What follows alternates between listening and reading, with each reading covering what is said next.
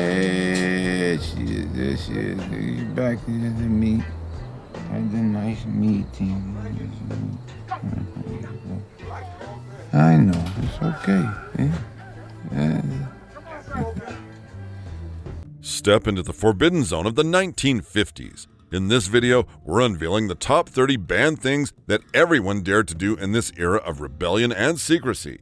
From hidden vices to scandalous acts, get ready to uncover the taboo. Number 30. Lobotomy. Have you ever seen One Flew Over the Cuckoo's Nest? Then you know that partial lobotomies used to be considered an appropriate way to deal with mental illness, an encouraged procedure to handle schizophrenia, depression, suicidal tendencies, and other unwanted social problems, like homosexuality. It was even sometimes used to treat backaches. Doctors developed the lobotomy in the late 19th and early 20th centuries, at a time when there was no drug therapies for mental health disorders, and psychotherapy was still in its early stages. As there were no standardized or effective treatments, people with severe symptoms often lived in psychiatric hospitals and asylums. In Europe, many of these facilities were overcrowded, which led doctors to look for a solution. The procedure became common in the early 20th century and could be enforced against the individual's will.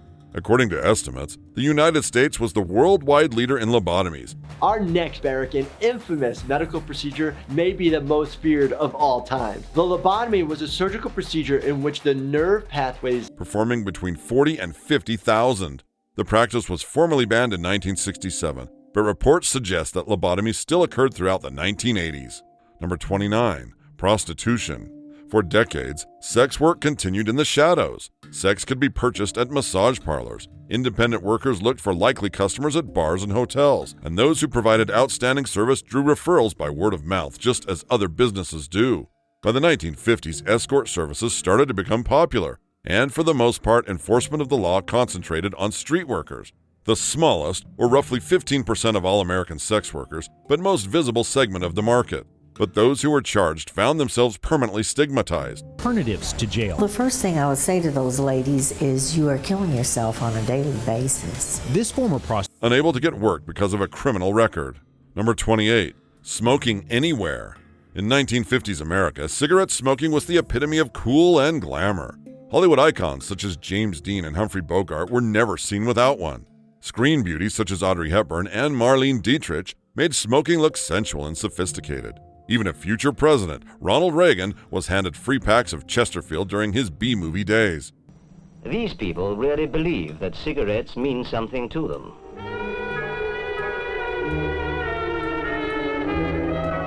By the late 1950s, around half of the population of industrialized nations smoked. In the UK, up to 80% of adults were hooked. The product was cheap, legal, and socially acceptable. The first smoking restriction was adopted by Minnesota in 1975 under the Minnesota Clean Indoor Air Act, which restricted smoking in most public places. Many states followed, initially making separate smoking sections indoors, which then shifted to completely banning all smoking from indoor and public places. Smoking was banned from all airline flights beginning and ending in the U.S. in November of 1989. Number 27. Methamphetamine. Amphetamine was first made in 1887 in Germany, and methamphetamine, its more potent and easy-to-make counterpart, was developed in Japan in 1919. It became popular in the 1920s in the medical community, where it was used for raising blood pressure, enlarging the nasal passages, and stimulating the central nervous system. Abuse of the drug began during the 1930s. Last week alone, DEA Special Agent in Charge Keith Martin told me agents statewide seized 150 pounds of meth when it was marketed under the name Benzedrine and sold in an over-the-counter inhaler. Initially, methamphetamine was used in World War II to help keep troops awake. In the 1950s, methamphetamine was prescribed as a diet aid and to fight depression. In the 1960s, abuse of the drug began to spread, leading to the U.S. government making it illegal in 1970. As legal usage of amphetamines increased, a black market emerged. Common users of illicit amphetamines included truck drivers on long commutes and athletes looking for better performance. Students referred to the drug as pep pills and used them to aid in studying. Number 26. Peyote. Peyote is one of the oldest known psychedelic agents, derived from the peyote cactus. Peyote has been used in Native American religious ceremonies for thousands of years. Peyote was traditionally used to relieve toothaches, asthma, and even cold systems. Indigenous peoples in Mexico and the United States have consumed peyote for millennia.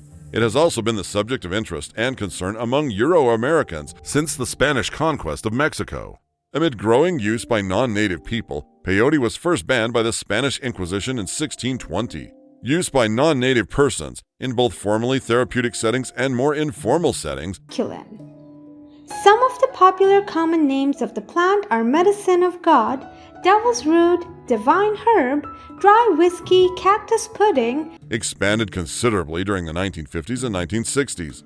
It was made illegal in the U.S. under the 1970 Controlled Substances Act. Currently, however, members of the federally recognized Native American Church are exempt from criminal penalties for peyote use in religious ceremonies.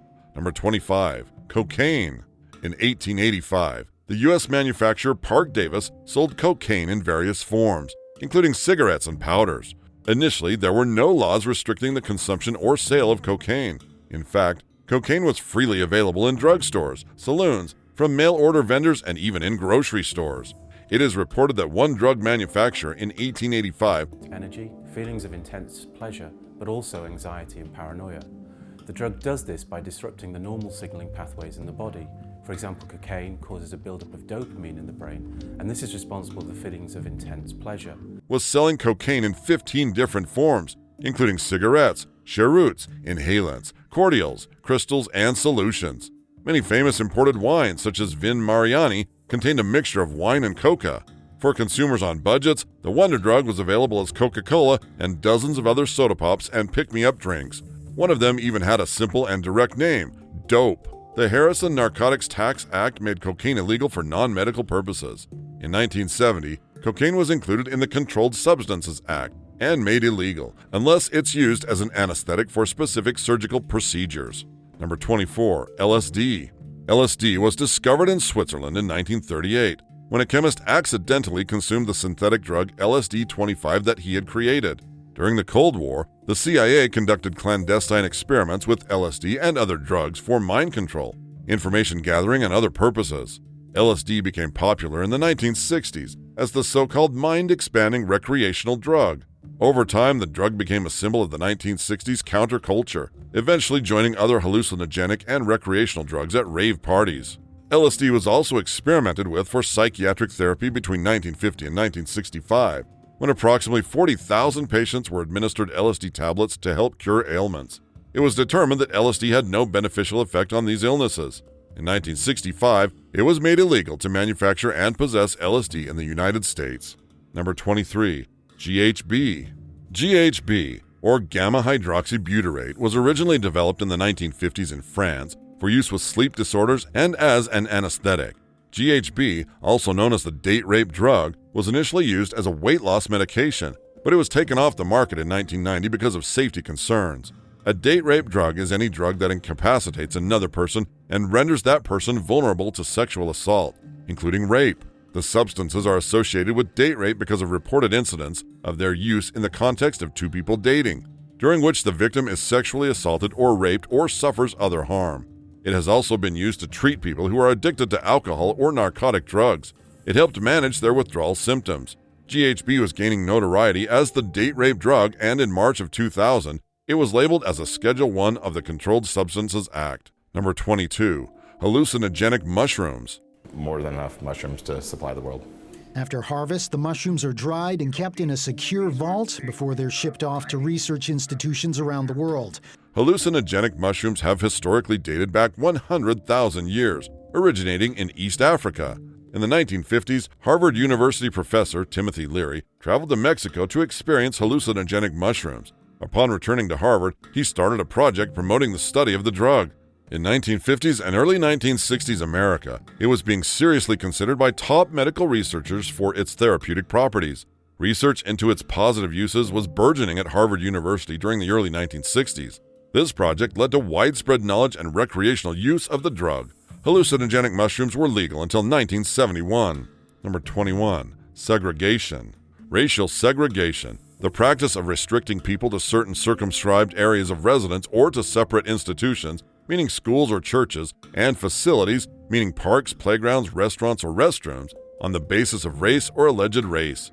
Racial segregation provides a mean of maintaining the economic advantages and superior social status of the politically dominant group, and in recent times it has been employed primarily by white populations to maintain their ascendancy over other groups by means of legal and social color bars. Following the Civil War, millions of formerly enslaved African Americans had hopes of joining society as equal citizens. The burning of our churches will not deter us. Yes, sir. The bombing of our homes will not dissuade us. Yes, sir. However, this did not immediately occur. Racial divisions continued to be part of the laws of the land, and by 1900, new laws and older customs had created a segregated society. In the case Plessy v. Ferguson in 1896, the U.S. Supreme Court deemed it legal to separate facilities based on race under the doctrine of separate but equal. Number 20. Drinking at age 18. Prior to 1984, the minimum drinking age in the United States was 18 years old. Since Prohibition ended in 1933, there have been frequent changes in the minimum drinking age by state. After the 21st Amendment passed in 1933, most set their legal minimum drinking age at 21. This limit remained constant until the late 1960s and 1970s. During this time, numerous states lowered the minimum drinking age to 18. In 1971, the 26th Amendment lowered the national voting age from 21 to 18. At this time, many states changed their minimum voting age to match the drinking age. In the late 1970s, some states raised their minimum drinking age to battle the occurrence of drunk driving fatalities. At the urging of groups such as Mothers Against Drunk Driving, President Reagan signed the National Minimum Drinking Age Act on July 17, 1984, raising the national minimum drinking age to 21. Number 19. Child labor and abuse. Childhood used to be a very different thing in the United States, as child labor and child slavery has been a common practice throughout our nation's history. Children used to be the preferred workforce of many industrial factory owners, as they were less likely to be involved in a union or strike than their adult counterparts. As the child labor force reached its apex in the early part of the 20th century, children workers as laborers in mines, agriculture, textiles, and nearly every industry you can think of, with few states restricting the use of child labor. Child labor wasn't regulated until 1938, but child abuse wouldn't be dealt with until 1974, with the Child Abuse Protection and Treatment Act. This included physical abuse, sexual abuse, psychological abuse, gross neglect, and other forms of maltreatment. Number 18. Domestic violence. In the 18th and 19th centuries, most states went by the rule of thumb, in which a man could legally beat his wife as long as the instrument of abuse was no wider than the thumb, which obviously varies by the size of the hand and the gentleman. Although many states moved to outlaw domestic violence by the end of the 1800s, others still considered it a private matter between a man and his wife, read property, and even those who did penalize partner abuse would only get involved if there was a witness. Not until the 1970s were women's groups able to get society and the government to recognize the severity of the problem, with the first battered women's shelter opening in 1974, less than 50 years ago. Number 17. Drinking and driving. Driving while drunk has been a no-no for some time, but drinking while consuming alcohol was another matter. To clear it up, you couldn't be already drunk when you got in the car, but you could drink in the car. In 1998, the federal government began to enforce open container laws to stop you from openly chugging a beer bong while swerving onto oncoming traffic. 6 TEA 21 laws are in place to ensure open container laws are enforced, but only 39 of the 50 states follow all 6 of them. Although Wyoming, Alaska, Louisiana, and Tennessee, among others, have their own open container laws, they are not as strict or wide-reaching as the federal ones. Number 16. Not wearing seat belts. Today, the first thing we do when we enter a vehicle is put on our seat belts. In the 1950s, if cars even had seat belts, people tucked them into the seat so they wouldn't be in the way. Safety measures were clearly different in those days, with seatbelt legislation not really appearing until the 60s.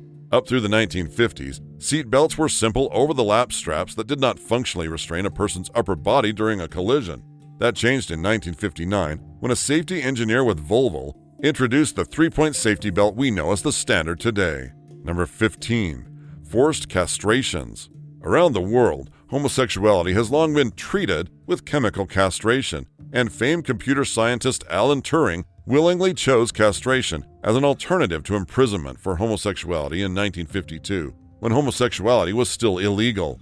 Many states in the U.S. still dabble in chemical castration as a way to deal with child molesters, with California and Florida allowing the practice in cases of severe child rape. Coerced sterilization is a shameful part of America's history, and one doesn't have to go back too far to find examples of it. used as a means of controlling undesirable populations, immigrants, people of color, poor people, unmarried mothers, the disabled, the mentally ill. Federally funded sterilization programs took place in 32 states throughout the 20th century.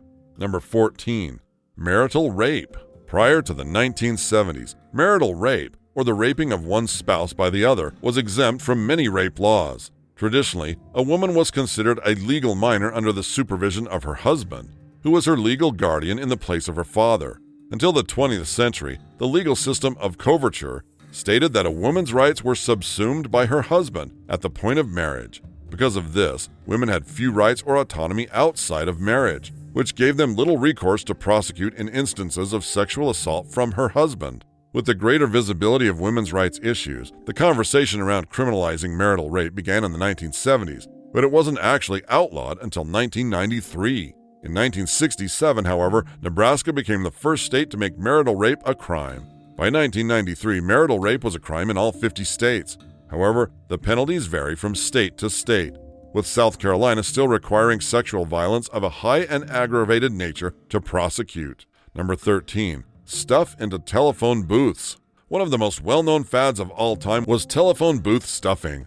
It was started by several college students who would squeeze themselves into a telephone booth until no one else could fit inside. Although the fad was popularized by colleges from the West Coast in the U.S., it was actually started in South Africa, where 25 students packed themselves into a booth and claimed they had set a world record. Soon, many colleges around the world were trying to beat each other's records. The fad died out in 1959, but was reincarnated in the form of Volkswagen stuffing a few years later. Number 12. Play with questionable toys. These days, if a stuffed animal's plastic eye so much as wiggles, that toy is recalled faster than you can say class action lawsuit. Back in the day, though, child safety consisted of just getting out of the way and letting natural selection do its thing. If a kid was too dumb to play with the toy the right way, well, he'd just have to learn to get along with one less eye. There were a few toys from the 1950s that we wouldn't let children play with today. There were guns with surprisingly painful ammo, lead-based contraptions, and even an atomic energy lab, which included small doses of radioactive material. That meant molten glass, molten metal, hazardous chemicals, all were included in toys back then, on purpose.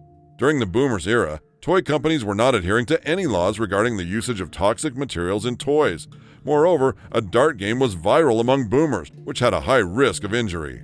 Number 11. Smoke and drink during pregnancy. Although it sounds crazy today, excess smoking and drinking during pregnancy was acceptable, if not encouraged. In fact, it wasn't uncommon for doctors to offer their patients a cigarette during their visits. The debate about drinking alcohol during pregnancy has been raging since the 20th century. It was common for pregnant women to drink during pregnancy amid the 1950s and 60s. However, with all of the medical and technological developments since that era, more evidence points to alcohol being detrimental to a developing fetus. The debate rages on whether expectant mothers should completely abstain from alcohol or moderate their drinking behaviors. Number 10. Try controlled drag racing. Drag racing seems like it's been with us forever. In truth, it's a post-war phenomenon, with roots stretching back to dry lakebed racing in Southern California in the 1930s. From those humble beginnings to modern times, when a modern top fuel can go 0 to 1,000 feet in a tick over 3 seconds at speeds topping 330 miles per hour. To create order from chaos, the frightening sport of drag racing was taken to another level. The National Hot Rod Association decided to set up races and charge people to watch in more organized official events. The sport remained just as treacherous, only racers began to see monetary value in the danger. Organized drag racing celebrates its 74th birthday on July 2, 2024. On that day in 1950, the first official drag race took place at an out-of-commission Army base in Santa Ana, California. Soon that airbase was established as Santa Ana Drags, the world's first commercial drag strip. Number 9. Venture outside in smog. An eerie cloud of smog floated over many parts of the U.S. in the 1950s, Los Angeles being the most notable location. According to Marketplace, smoke and fumes from steel and chemical plants, oil refineries, and backyard trash incinerators created the dirtiest air as people breathed it all in. Just being outside a city seems to have been bad for you. In the 1950s and 60s, people in Los Angeles breathed some of the dirtiest air in the world. Los Angeles still has smog, of course, but it's not nearly as bad as it used to be. How did the city get its act together? It took decades. Los Angeles had its first real smog attack during World War II, a smog strong enough that some people suspected a Japanese chemical attack. But it wasn't until 1975 that the U.S. required new cars to have catalytic converters, the key piece of technology that allowed everything to change, according to Mary Nichols, chairman of California's Air Resources Board. Los Angeles, like Denver and Mexico City, is a natural pollution trap. The surrounding mountains combine with temperature inversions to trap dirty air. Early on, smoke and fumes from steel and chemical plants, oil refineries, and backyard trash incinerators, legal until the late 1950s, plagued the city. Number 8. Worship the sun without protection. In the 1950s, tanning became a form of leisure. The tanner you were, the more privileged and admired you were. The emergence of UV reflectors helped people tan more quickly, but as we know today, with those fast tans came huge health risks. Although many people still worship the sun today, we are much more informed about things like skin cancer and other medical complications due to sun exposure. Through the 50s and 60s, there were quite a few sunscreens that came to market, but they didn't do much in terms of actual sun protection. Instead, they simply encouraged tanning without burning. However, due to their popularity, improvements were constantly being made to the level of protection and length of wear. In 1962, the SPF rating system was brought in, and with it brought a lot more knowledge and understanding to the consumer about what was actually going into their sun care and what they should keep their eyes open for. Number 7. Smoking on airplanes. Air travel has changed in so many ways, but baby boomers remember when it was common to see people smoking on airplanes. After the war, images of airlines and smoking were seen together worldwide. By the 1950s, virtually all of the world's airlines permitted smoking and distributed complimentary cigarettes. In spite of growing recognition of the harmful effects of smoking in the 1960s and 1970s, airlines made little effort to protect non-smoking travelers. Smoking or non-smoking? That question used to be asked of travelers when booking a seat on an airplane in the U.S. from the 1970s until 2000, when smoking on airplanes was fully banned by the federal government. It wasn't until the 1990s that smoking on airplanes was banned completely. Number 6. Seeing billboards advertising tobacco. Back in the 60s and 70s, cigarette advertisements were everywhere. Everyone knew Joe Camel, the Marlboro Man, and the classic Lucky Strike slogan, "It's toasted." But as the public became more aware of the dangers of smoking, tobacco advertising on billboards was thankfully banned. Following World War II, the number of smokers in the U.S. reached unprecedented levels. According to the New York Times, by 1963, Americans were smoking 523 billion cigarettes a year. The 1950s saw a proliferation of new brands to cater to these new consumers. Increased competition fostered a boom in tobacco advertising expenditures. Ads featuring film and television stars and athletes became commonplace, alongside tobacco-sponsored network television programming and advertising at sporting events. The Marlboro Man, an icon of tobacco advertising created by Leo Burnett in 1954, debuted in this period. Number 5. Somatic punishments. During the boomers' time, physical punishments were considered the most effective apparatus to discipline kids. However, in today's modern era, raising kids using violent approaches is declared illegal in certain countries, and is considered barbaric for children's self-respect and esteem. Raising kids with compassion and respect is the slogan of modern parenting. Disciplining children in the 1950s has often been regarded as strict, harsh, and oppressive. In fact, children were often meant to be seen but not heard.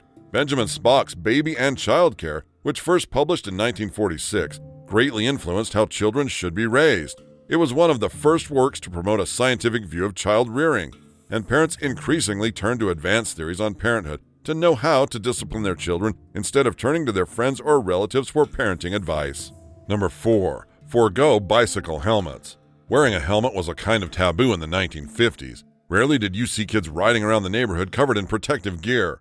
Helmets with protective liners were around, but people just didn't take to them that well. Baby boomers' common practice was to ride a bike without wearing a helmet and take sunbathe without using sunscreen. However, with the increased knowledge about personal safety on different occasions, people have shifted towards catering to personal protection, whether it's wearing a helmet on the road or using sunscreen to avoid cancer. Number 3. Usage of fireworks. Fireworks are considered an integral part of festive occasions. Baby boomers were also permitted to handle these fireworks to show their excitement. However, realizing the risks, fireworks safety regulations were implemented, prohibiting the use of fire displays by the children and declaring it illegal. The safety regulations created awareness regarding its hazardous use. Early U.S. settlers brought their love of fireworks with them to the New World, and fireworks were part of the very first Independence Day. A tradition that continues every 4th of July when we celebrate as John Adams had hoped, with pomp, parade, bonfires, and illuminations from one end of this continent to the other. Americans' spirit of celebration continued to grow, and in the late 18th century, politicians used displays to attract crowds to their speeches. Number 2. Hitch a lift. Hitchhiking, also known as thumbing, autostop, or hitching, is a means of transportation that is gained by asking individuals, usually strangers, for a ride in their car or other vehicle. The ride is usually, but not always, free. During the old times, the roads were not crowded with large numbers of cars, so people preferred to catch a lift to reach their destination. Hitchhiking is a historically common, autonomous practice worldwide, and hence there are very few places in the world where laws exist to restrict it. However, a minority of countries have laws that restrict hitchhiking at certain locations. In the United States, for example, some local governments have laws outlawing hitchhiking on the basis of drivers' and hitchhikers' safety. Number 1. Lack of car seats for children. Decades ago, it was not uncommon to see children bouncing around in the back seat of a car, unrestrained by a seatbelt, let alone a child safety seat. Nowadays, the use of child safety seats is mandated by law and considered crucial for children's safety on the road. Since the advent of the automobile, keeping children safe in moving vehicles has been a priority for parents everywhere. Properly installed car seats and booster seats for kids are the best way to do that, according to the National Highway Traffic Safety Administration. National data shows that hundreds of children under the age of 5 are saved every year by car seats. Many child restraints were DIY projects like this steel and leather contraption featured in a popular Science article on January 31, 2019. According to the publication, this device was one innovative family solution, though the magazine said it's useless in a wreck. Which band activity shocked you the most? Share your thoughts in the comments below. And don't forget to like, subscribe, and ring the bell for more intriguing glimpses into the past. Thanks for watching, and remember, sometimes breaking the rules is half the fun.